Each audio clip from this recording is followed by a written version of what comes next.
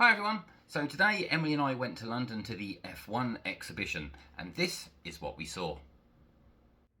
So here we are beside the Thames at the Excel Centre, really easy to get to, and it only took a few minutes to get through the entry system and to get your headphones and everything you need to see yourself around all of the exhibits.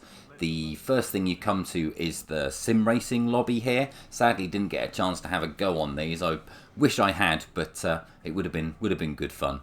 The first room you come to is this great big area with these huge screens playing all the historical classic footage that you've seen, and in this room there was 5 different F1 cars. The Sharknose Ferrari there, the JPS Lotus, this very early Williams car, and then one of my favourite cars of all time, the 1999 McLaren, driven of course by Mika Hakkinen. I spent far too long looking at this particular car and getting plenty of photos.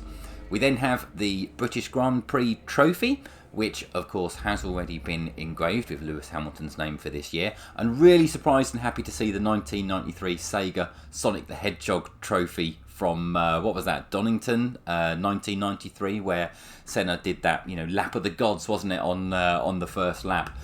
The walls throughout the whole exhibit are all covered in various car parts, halos and wings and all sorts of different parts that you don't necessarily always see as well, which was really good to give you some extra background detail on the complexity of the cars. Speaking of, looking at the barge board here on this Red Bull, incredible just how long these cars are. They really are as long as limousines, and you really can get up close and see all the detail on them like this. I was surprised to see that the red on the Red Bull is actually more of a neon as well. I mean, I knew it was, but to see it, it's actually a lot more colourful in person. I was not expecting to see the World Championship trophy. I don't know if this is a replica or if it's the real thing. I dare say it's probably not. But yeah, really cool to see that. And these busts, you can see right at the end there, just beyond Lewis Hamilton, there's clearly a space for Max Verstappen on that display because there's a gap there. I think a few things have been borrowed from the Silverstone Museum as well, because there's quite a lot of British related things. I mean, you'll naturally have that, obviously it's Formula 1, but I'm sure that I've seen some of the things like the helmets and some of the race suits through the Silverstone Museum when I went there last year as well. Obviously not a bad thing to see those again. Again, you can see here another video montage which is showing cars throughout the ages driving around Monaco, which was in front of that really cool display of all of the drivers all lined up as if they're kind of on the grid but kind of without their cars. That was a really neat thing to see. Obviously I'd seen that in all the adverts and everything for the event, but really cool to see that in person. It's really long. Always good to see anything related to Williams, of course. They're my favourite team, so very happy to see the Nigel Mansell and the Damon Hill stuff. You've got Alain Prost's 93 race suit there as well, and a helmet here from my favourite driver, of course. In fact, there was loads of helmets, probably about 100, I reckon. Pretty much every driver you can think of that you could probably even recall would have something here, and these look to be all fully race used as well. They've all got wear and tear about them. Information around the sides, got some interactive screens here as well where you can press buttons and see what everything does on the steering wheel.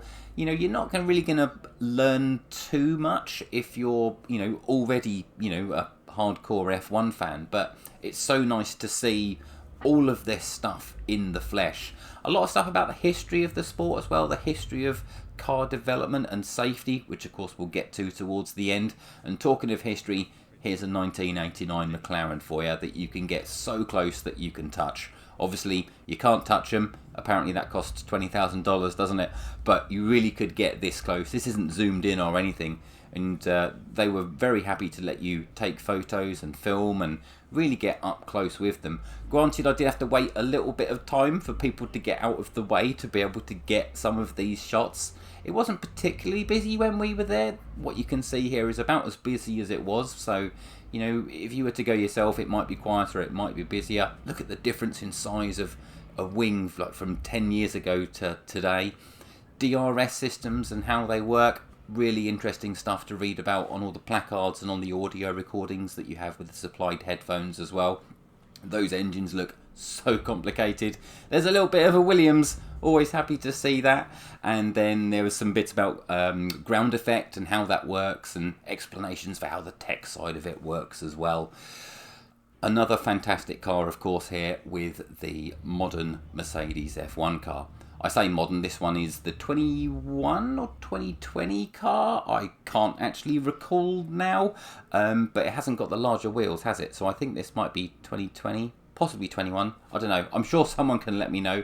But again, look, you can get so close to them. They really do let you have a good poke around, so to speak. You can see all the complexity on the diffusers and the exhaust. And one of the things that I really enjoyed about the event was just talking to a few random strangers that would just, you know, if you're taking a photo, they'll come up beside you and go, yeah, isn't this a gorgeous car? It must have been 3 people that I was talking to when I was looking at the 89 McLaren there. Everyone there, you know, they're all true fans, and it was really good to interact with a few of those guys as well, walking around. Absolutely gorgeous car, this Mercedes. Got a lot of photographs of this one from just about every conceivable angle.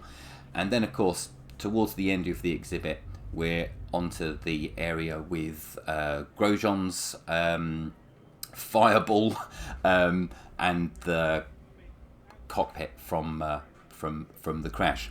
A very quiet room, this. There's no music in this room. It's quite a somber atmosphere in here, despite, obviously, you know, the good thing that, of course, you know, he's survived this crash, and you're standing at this thing, and it's just amazing how someone was actually able to climb out of that after being in there for, what was it, 28 seconds, I think it was. So absolutely fantastic event, well worth going to if you get a chance.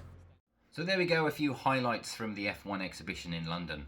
Well worth going to if you're any kind of F1 fan. It's running until the end of the year. I shall now leave you with a short montage of a few more pictures. Thanks for watching. Bye-bye.